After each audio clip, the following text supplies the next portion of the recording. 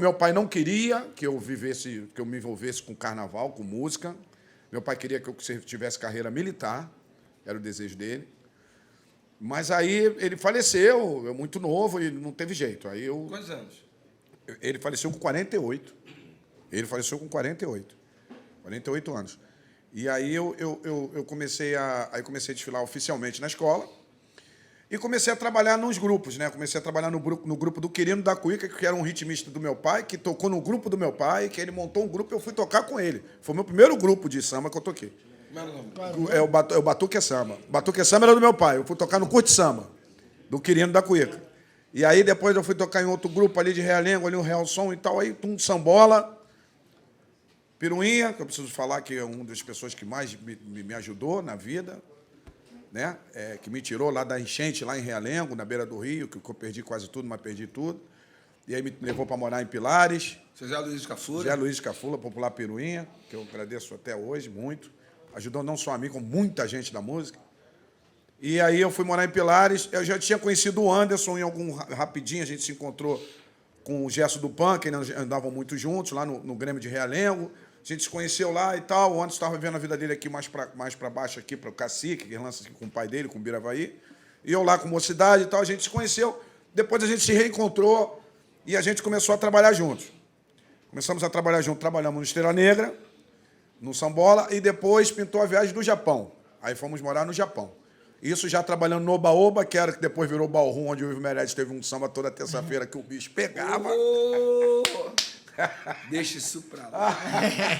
É só uma passadinha de leve, só para não deixar passar em branco. Deixa isso pra lá. E aí, Oba-Oba, Scala Rio, Scala Golden Brasil, com o Chico Recarei, com o Maurício Sherman, pode ser do Maurício Sherman. E aí nós fomos para o Japão, eu, Anderson e Gesso do Pan, que era o Que Loucura e tal. Quando nós voltamos do Japão, nós resolvemos fazer um grupo nosso, porque a gente até então só tocávamos em grupo das pessoas. Não era um grupo nosso. O grupo nosso que a gente queria fazer, botar a nossa cara no grupo, né? Um grupo que a gente quisesse colocar nossa musicalidade, nosso formato E e era tal. o grupo de arena, né?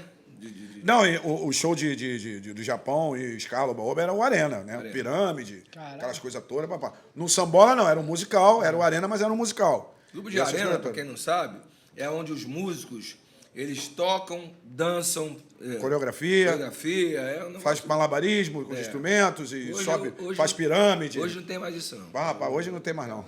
Ninguém nem sabe. Nem sabe. Né? E aí voltamos do Japão, montamos um grupo, aí fizemos a primeira formação, que o nome do grupo era Nossa Banda, que aí tinha o Vaguinho, que era dos Morenos, que depois virou os Morenos, né? O Gilmar Pequerê também, que era dos Morenos, foi da primeira formação do Pastor molejo. Vaguinho, grande abraço, pastor. Vaguinho, pastor. E aí nós montamos o Nossa Banda e depois virou Molejo. Porque Molejo era uma banda que era do Biravaí, pai do Anderson.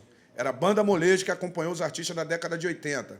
Zeca, Almir, Caralho. Pedrinho da Flor, todo mundo. Esse nome estava parado. Então nós fizemos um sorteio entre a gente e o Anderson lembrou. Falou, pô, tem esse nome aqui, Molejo. Aí vamos fazer um sorteio. Aí diz o Anderson que deu uma burlada no sorteio lá em casa, lá, e aí saiu tudo Molejo. Então não deve ter feito. Aí virou Molejo. Não sei disso, não, mas ele deve ter feito. Aí virou Molejo. Aí todo mundo tirou Molejo, aí virou Molejo. Aí virou Grupo Molejo. E aí nós andamos um tempo e a gente tem que dar uma corridinha para poder, né, dar tempo das coisas todas. Porque não é assim.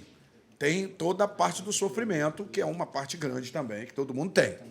Aqui o Coringa contou uma parte assim de correria, blim, blim, blim, mas tem a parte de sofrimento, você também, né?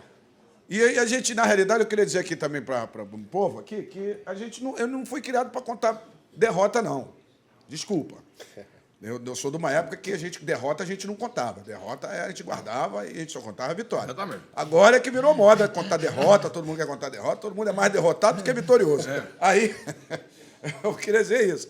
Mas a gente teve essas derrotas, um montão de coisa, mas teve um trabalho muito grande de sucesso, porque o nosso primeiro contrato com a gravadora, depois de muito tempo, com a Warner Continental, com o Molejo, o primeiro disco foi, só vai fazer o segundo se vender mais de 30 mil cópias. Caraca. A gente tinha que passar a vendagem de 30 mil para gravar o segundo disco. No primeiro disco, nós vendemos 250 mil, que foi o disco que tinha caçamba, Pensamento Verde, né? Sabe quem perguntou por vocês? Diga aí. E aí depois veio o segundo disco. Esse disco? O ano? Esse disco é Molejo. Esse é o Molejo. O ano? Esse foi em 93, 94. Aí depois o Molejo, volume 2, que veio com o Paparico.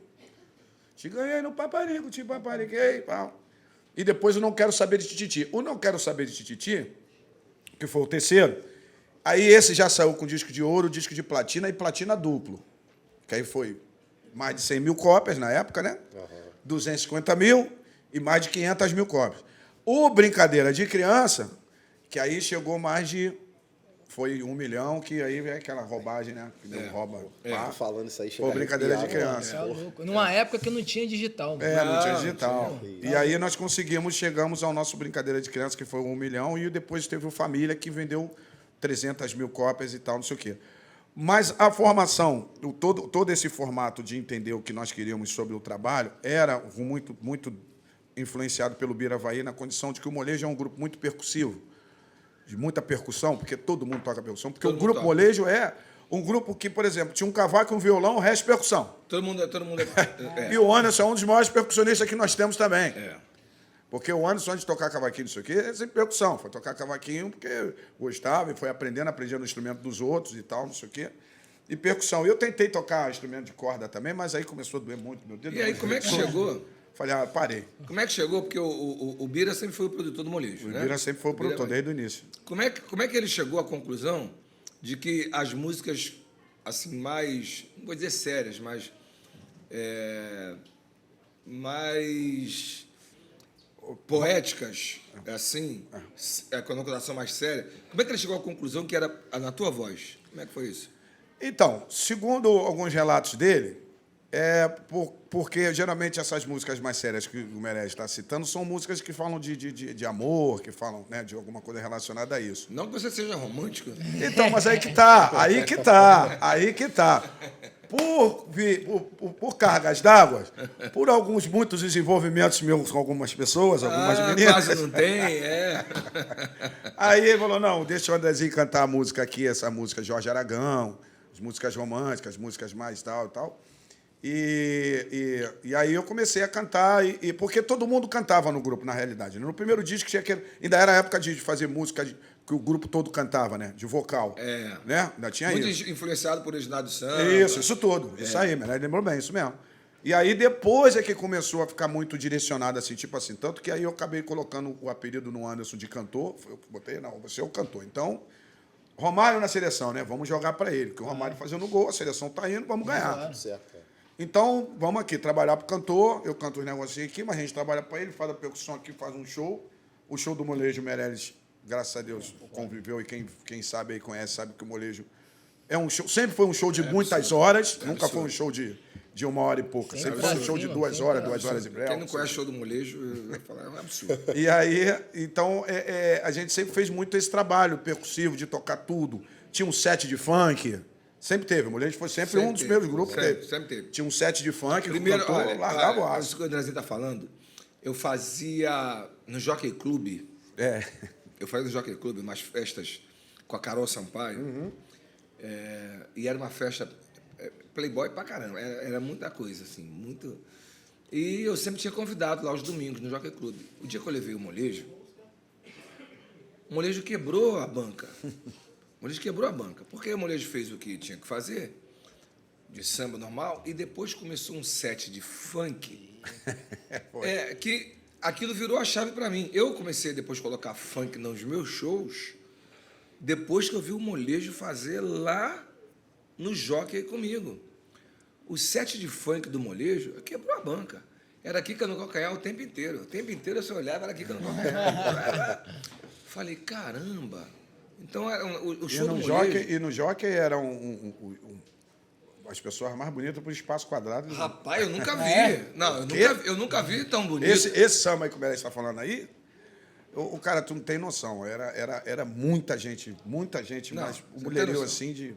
Tem noção. Esquece. Pega o catálogo das mais lindas do mundo e traz para essa festa. Era um negócio louco. Todo domingo, couro comigo. Aí tava todo mundo lá naquele sambinho, assim, quando o Molejo começou o Kika no calcanhar, todo mundo perdeu a linha. Foi mesmo. Foi um negócio de louco. E a gente fazia esse set de funk e tal, e todo mundo, o Molejo sempre foi, a gente sempre teve como todas essas referências e tal, mas somos numa época também, né, Meirelles, que todos os artistas da nossa época tinham uma identidade, né? se você for falar dos grupos da nossa época, né? Todo mundo, você ouvia o batuque. Verdade, Igual as escolas de samba, né, Menezes? Antigamente também, que tinha a sua referência de ritmo. Porque tinha aquele negócio que não tinha som, tu ouvia pela batucada que vinha, qual era a escola que estava chegando. Você sabia que estava vindo. Exatamente, né, Menezes? Você sabia que estava vindo. E os grupos na nossa época, do Arte Popular, você sabia? Sabe?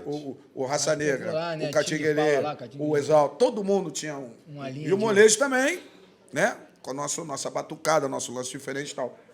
Isso tudo levou a gente a ter uma identidade muito grande e, graças a Deus, até hoje, eu saí, fiquei 9 anos fora, né? Saí do grupo, fiquei 9 anos Foi fora. 9 anos que você ficou 9 fora? anos que eu Pô, fiquei. nem Caramba. pareceu, não. Quase uma década, né? Caraca. Voltei em 2017. E aí, muito influenciado pelo Menezes, eu fui fazer as coisas lá na Mocidade, na bateria, que eu tinha que era uma coisa que estava de herança, que eu tinha que fazer, né? E aí, nesse tempo, eu fiz lá o trabalho na bateria. Passou um tempo Não existe comigo na mais Mangueira. fiquei um tempo com ele lá, quando ele era presidente da bateria. Fiquei Uma lá com ele lá. É uma coisa que eu sempre falo isso, que o futebol... Que muito me orgulho, hein? Eu falo Também. isso, o futebol, de uma forma geral, o futebol no Brasil, precisa tomar uma aula com escola de samba, sabe? Aula de civilidade, aula de respeito, É verdade. aula de amizade, aula de harmonia, aula de cultura. O futebol precisa disso. Principalmente aqui no Rio de Janeiro, se ele puser uma camisa da Mocidade e me dá uma camisa da Mocidade igual a dele, eu, Mangueira, todo mundo sabe que eu sou, eu visto a camisa da Mocidade, eu coloco, e a gente vai para qualquer quadra de escola de samba. É verdade. Qualquer quadra de escola de samba. Ele com a camisa da Mocidade, sendo Mocidade, eu, mangueirense, coloco uma camisa da Mocidade e a gente entra em qualquer escola de samba. E o contrário é a verdade também. Eu boto uma camisa da Mangueira nele, ele veste uma camisa da Mangueira Exatamente. e a gente entra em qualquer escola de samba. O futebol precisa aprender um pouco com isso, Motivo sabe? de orgulho. O futebol precisa aprender um pouco com isso, sabe? Porque não está te diminuindo. Ao você está contrário, homenageando. Você está homenageando Exatamente.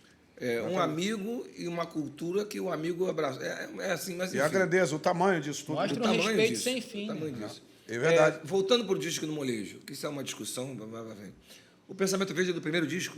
Pensamento Verde, e o Pensamento Verde teve um problema, que o Pensamento Verde, inclusive agora nós fizemos um show em Belém, teve uma menina que apareceu lá com um LP, que ela é relíquia, porque tem ainda o Pensamento Verde, que o Pensamento Verde teve um problema com os compositores, que a música foi retirada do disco. Caraca, eu teve que recolher Aí tudo. teve que recolher tudo, aí fizeram uma outra... Mas não é Branca de Neve sozinho? Tem Não, tinha um problema lá com outro compositor lá, que acho que era até o Manzoni, que era produtor do Gugu na época, acho que ele assinava também. Eu achei e que era tal. do Branca sozinho. Pois é, aí deu esse problema, aí tirou os discos, aí voltou os discos para a loja sem o Pensamento Verde. Já do Pensamento Verde foi embora, assim mesmo. Entendeu? E porque a gente cantava o Pensamento Verde na noite, a gente tocava na noite. Né? E a gente... Tinha muito isso. Você primeiro estudava uma música cantando na noite para depois gravar. Era isso que a gente fazia antes. Estudava uma música cantando. Vamos lembrar do Pensamento Verde? Vambora. Vambora. Vai, bonitão.